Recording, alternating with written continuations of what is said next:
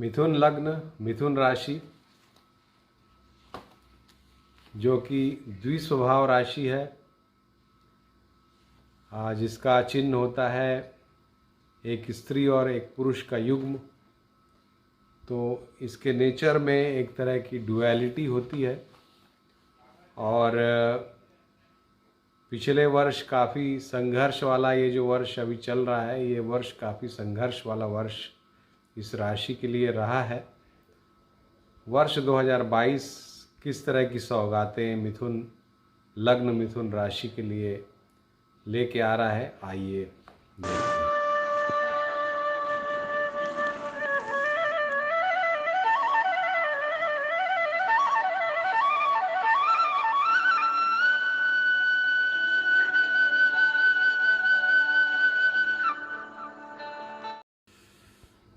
Astro live channel में सभी दर्शकों को प्यार भरा नमस्कार और बहुत बहुत स्वागत।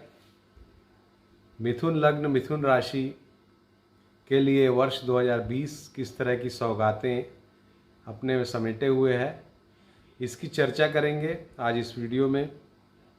और उसमें सबसे पहले मिथुन लग्न मिथुन राशि के जातकों की प्रकृति, उनकी गुणों की विवेचना, और उसके बाद 5 अलग अलग आयामों में जीवन के हम ये देखेंगे कि वर्ष 2022 उन आयामों के लिए किस तरह के फल मिथुन लग्न और मिथुन राशि के जातकों को देने वाला है। कोरोना के इस संकट काल में सभी की उम्मीदें वर्ष 2022 के ऊपर टिकी हुई हैं और ये वर्ष 2022 निश्चित रूप से हम सभी के जीवन में नया प्रकाश, नया उजाला लेके आएगा। इसी क्रम में मिथुन राशि जो कि बुध की राशि है, इसके स्वामी बुध हैं और द्विस्वभाव राशि है, वायु तत्व की राशि और पश्चिम दिशा है इसकी। तो ये सब कुछ इसकी प्रकृति की बातें हैं। मूल इनका जो स्वभाव होता है दोस्तों, वो बुद्धि से संबंधित होता है। बहुत ही बुद्धिमान राशि, हास्य प्रिय, विनोदी राशि होती है, क्योंकि बुध का स्वभाव जो है हास्य प्रियता का है। तो ये हास्य प्रिय होते हैं, विनोदी होते हैं। ये इस राशि का एक अच्छा पहलू। आप इनके साथ कभी भी बोर नहीं होंगे। मिथुन लग्न मिथुन राशि के जातक के साथ यदि आप हैं तो वो आपका निश्चित रूप से मनोरंजन अपनी बातों के द्वारा, अपने क्रियाकलापों के द्वारा करते रहेंगे। चतुर होते हैं ये, निडर भी होते हैं, बुद्धिमान होते हैं। तो ये बड़ी अच्छी विशेषताएं इस लग्न राशि में होती हैं। इनके प्रकृति का, इनकी जो पर्सनालिटी है उसका सकारात्मक पहलू होता है कि ये कुशल व्यापारी, व्यवसायी होते हैं और वाक्पटु होते हैं। और नकारात्मक पहलू है कि ये काफ़ी आत्म केंद्रित होते हैं और निर्मोही से होते हैं, कभी कभी बहुत निष्ठुर हो जाते हैं। ये इस राशि के कुछ नेगेटिव ट्रेड्स, नकारात्मक पहलू हैं। जैसा मैंने बताया, मिथुन राशि द्विस्वभाव राशि है, तो इसमें किसी भी चीज़ के दोनों पहलुओं को परखने की एक अद्भुत क्षमता होती है। सही गलत को परखने की एक अच्छी क्षमता जैसे तुला राशि में होती है, काफ़ी हद तक मिथुन राशि के जातकों में भी ये पाई जाती है। सामने वाले के क्या इंटेंशंस हैं ये लोग भांप जाते हैं, क्योंकि बड़े एनालिटिकल होते हैं।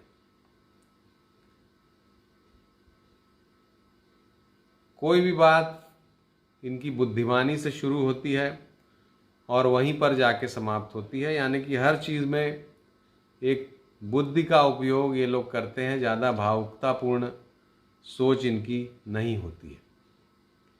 कार्य क्षेत्र के मामले में ये गणित के क्षेत्र में, संपादन के क्षेत्र में, लेखन के क्षेत्र में, जैसे कि आप जानते होंगे पत्रकारिता का ये प्रमुख नियम है कि पत्रकारों को दोनों पक्षों की बातें सामने रखनी चाहिए। कोई एक पक्ष के प्रति ज़्यादा सकारात्मक और एक पक्ष को न दिखाना अच्छी पत्रकारिता की निशानी नहीं। यही स्वभाव इस मिथुन लग्न या मिथुन राशि का होता है। ये दोनों पक्षों को बरोबरी से देखने की क्षमता रखते हैं और गणित, लेखन, संपादन, व्यापार, इन सभी क्षेत्रों में ये लोग सफल पाए जाते हैं। संगीत और कला के क्षेत्र में भी इनको काफ़ी रुचि होती है और उस क्षेत्र में भी ये काफ़ी आगे बढ़ते देखे गए हैं, क्योंकि इसका जो चिन्ह है इस राशि का वो गदा और वीणा सहित स्त्री पुरुष की जोड़ी है। तो जहाँ एक तरफ गदा शारीरिक सौष्ठव का प्रतीक है, वहीं वीणा जो है संगीत का प्रतीक है। और ये दोनों ही गुण इस राशि के जातकों में पाए जाते हैं, इस लग्न के जातकों में पाए जाते हैं। कंधे का प्रतिनिधित्व करती है ये राशि, तो कंधे इनके मजबूत होते हैं। शारीरिक रूप से ये राशि मजबूत पाई जाती है। लेकिन चूंकि इनके राशि के स्वामी बुध हैं, तो गलत संगत का बहुत तेजी से इनके ऊपर असर होता है। अगर इनकी संगत अच्छी है तो ये काफ़ी सकारात्मक होते हैं, अच्छा फल इनसे मिलता है और जीवन में एक अच्छी इमेज, अच्छी छवि लेकर के ये आगे बढ़ते हैं। लेकिन अगर इनकी संगत बिगड़ जाए तो ये बहुत जल्दी खराब चीज़ों को अडॉप्ट कर लेते हैं। संगत बिगड़ना इनके लिए बहुत ही नकारात्मक पहलू होता है। मित्रों के प्रति आप काफ़ी निष्ठावान होते हैं और व्यक्तित्व आपका आकर्षक होता है। निश्चित रूप से वाक्पटु आप बहुत ज़्यादा होते हैं। जैसे कहा जाता है कि गंजे को भी कंघी बेच देना, ये मिथुन लग्न मिथुन राशि के जातकों में वो क्षमता होती है कि किसी ऐसे व्यक्ति को जो गंजा है, जिसे कंघी की कोई आवश्यकता ही नहीं है, उसको भी कंघी बेच सकने की क्षमता इस लग्न राशि के जातकों में पाई जाती है, क्योंकि ये काफ़ी वाक्पटु हैं। ये जो सिद्ध करना चाहते हैं अपनी वाक्पटुता से, तार्किक बुद्धि से, बुद्धिमत्ता से उस चीज़ को सिद्ध करने में काफ़ी सक्षम होते हैं। इसीलिए मुझे लगता है कि अगर ये वकालत के पेशे में जाएं तो काफ़ी सफल हो सकते हैं। लेखन, गणित, संपादन, व्यापार, ज्योतिष भी, इन सभी क्षेत्रों में इस लग्न राशि के जातक बहुत सफल देखे गए। तो ये कुछ प्रमुख बातें थी इस लग्न और राशि की। अपने आप में बहुत विशिष्ट राशि है, विनोदी राशि। अब आइए जानते हैं कि 2022 इनके विनोद को, इनका जो हंसमुख स्वभाव है उसको कायम रखता या नहीं। सबसे पहले स्वास्थ्य के क्षेत्र में बहुत अच्छा इनका स्वास्थ्य नहीं चल रहा था। आने वाले वर्ष में, जबकि ग्रहों को हम 2 भागों में बांट सकते हैं, जो 4 प्रमुख ग्रह हैं जिनमें राहु केतु हैं, जो कि 12 अप्रैल को राशि परिवर्तन कर रहे हैं। बृहस्पति उसके बाद अप्रैल में ही राशि परिवर्तन करेंगे 13 अप्रैल को, और शनिदेव 29 अप्रैल से 12 जुलाई तक राशि परिवर्तित करके कुंभ राशि में जाएंगे। गुरु जो हैं वो मीन राशि में जाएंगे, राहु मेष राशि में जाएंगे वृषभ से, और केतु जो हैं वो वृश्चिक से तुला राशि में जाएंगे। चूँकि ये अप्रैल में सारे परिवर्तन हो रहे हैं तो इसको हम 2 भागों में बांट सकते हैं इस वर्ष को, अप्रैल के पहले, अप्रैल मध्य के पहले और अप्रैल मध्य के बाद से वर्ष के अंत तक। तो मिथुन राशि के जातकों के लिए स्वास्थ्य की दृष्टिकोण से समय अप्रैल के बाद थोड़ा सुधार उसमें नज़र आएगा हमको, क्योंकि राहु केतु की स्थिति का बदलना, गुरु का 10वें भाव में जाना, केंद्रीय प्रभाव देना, कहीं ना कहीं जो इनकी समस्याएं चल रही हैं उसमें अप्रैल से कुछ सुधार हमें दिखाई देगा। हालांकि पूरी तरह से सुधार वर्ष 2022 के अंत से ही आएगा, अंतिम 3 महीनों से, जब शनि अगली राशि का फल पूरी तरह से देना शुरू करेंगे। हालांकि बीच के भी समय में अप्रैल से लेकर जुलाई तक, जैसा मैंने बताया, शनि कुंभ राशि में रहेंगे, तो मिला जुला सा इस वर्ष का प्रभाव इस राशि के लिए रहेगा। आप जहां अप्रैल तक कुछ परेशान रह सकते हैं, अप्रैल से फिर जुलाई के महीने तक अच्छा समय आपका जाएगा। जुलाई से अगस्त, सितंबर, अक्टूबर ये समय फिर थोड़ा चैलेंजिंग रहेगा। फिर नवंबर, दिसंबर ये समय अच्छा रहेगा।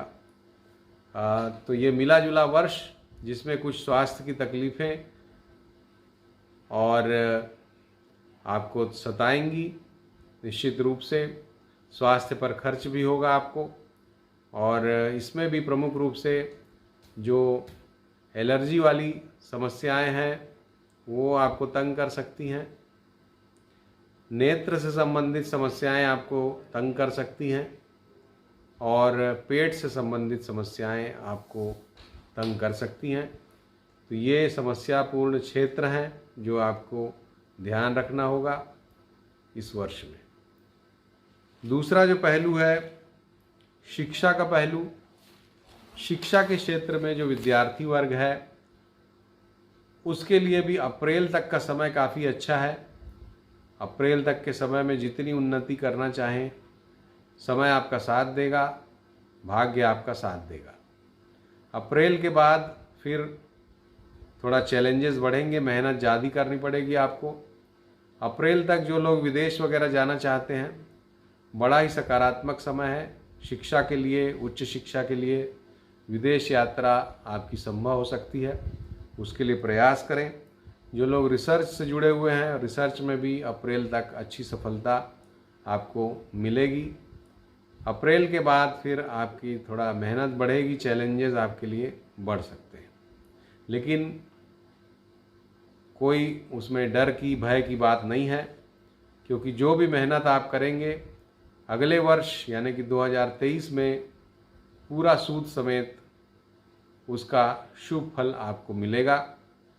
2022 की सारी मेहनत का शुभ फल आपको 2023 में निश्चित रूप से मिलेगा। तीसरा पहलू, परिवार और विवाह आदि। परिवार के मामले में बहुत ज़्यादा इन्वॉल्व आप नहीं रहेंगे।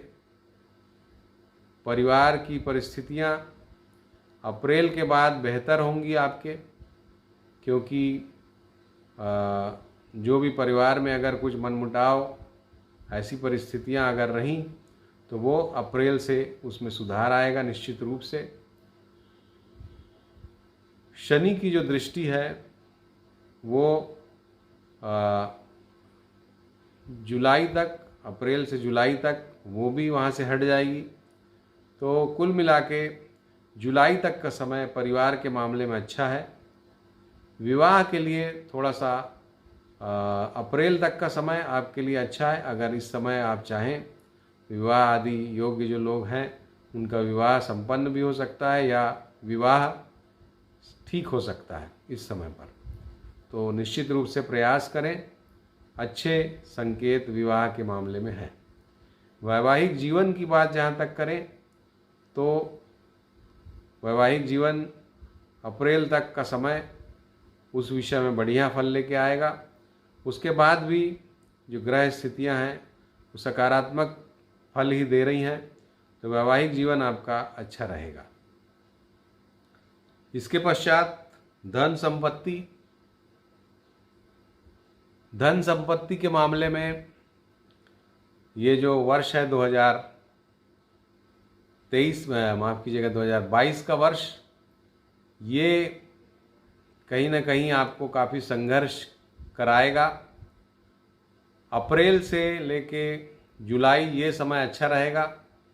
अदरवाइज़ जो बाकी समय है, संचित धन आपका खर्च हो सकता है, किसी बुजुर्ग के स्वास्थ्य पर खर्च हो सकता है, आमदनी कम होगी, खर्चा ज़्यादा होने का संकेत मिलता है।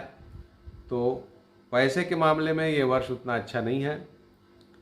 व्यापार की जहाँ तक बात है, व्यापार के क्षेत्र में अप्रैल के बाद थोड़े चैलेंजेस बढ़ेंगे।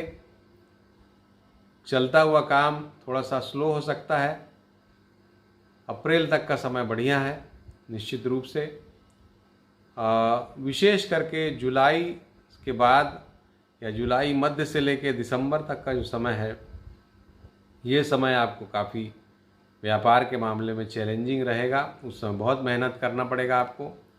कार्य क्षेत्र में भी जो नौकरी पेशा लोग हैं, उनके लिए भी जुलाई से लेकर दिसंबर तक का समय काफ़ी संघर्ष का रहने वाला है। बॉस के साथ या सहयोगियों के साथ बैलेंस बनाने में थोड़ी दिक्कत हो सकती है। ईगो सामने आ सकता है आपका, तो ईगो को कंट्रोल में रखें और आगे बढ़ें।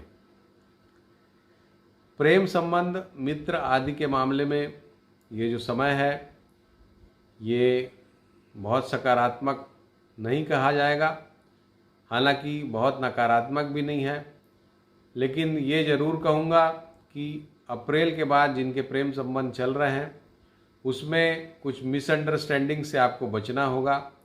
शक जो है किसी भी संबंध को पूरी तरह से ख़त्म कर देता है, तो शक से बचें, तभी आपका संबंध 2022 के अंत तक जारी रहेगा। अन्यथा उसके टूटने के काफ़ी गहरे संकेत मुझे दिखाई देते हैं। तो दोस्तों, ये कुछ प्रमुख 5 बिंदुओं पर मैंने आपसे चर्चा की। मिथुन लग्न, मिथुन राशि के लिए उपायों की आपकी लग्न राशि को काफ़ी आवश्यकता पड़ सकती है। तो इसमें सबसे बड़ा उपाय, शनि की शांति करते रहें। शनि शांति मंत्र का जप करें।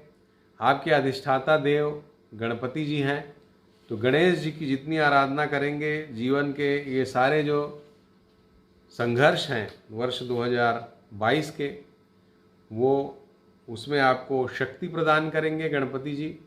और अगर कोई योग्य ज्योतिष से सलाह लेकर के, जिनकी लग्न है मिथुन, वो लोग अगर स्वास्थ्य की समस्या ज़्यादा है तो पन्ना रत्न धारण कर सकते हैं, 5 सवा 5 रत्ती का, छोटी उंगली में, बुधवार के दिन। पश्चिम दिशा जो है आपके घर की, उसको अच्छे से अच्छा रखने का प्रयास करें, साफ सुथरा। उससे भी आपके जो ग्रह हैं वो कटेंगे।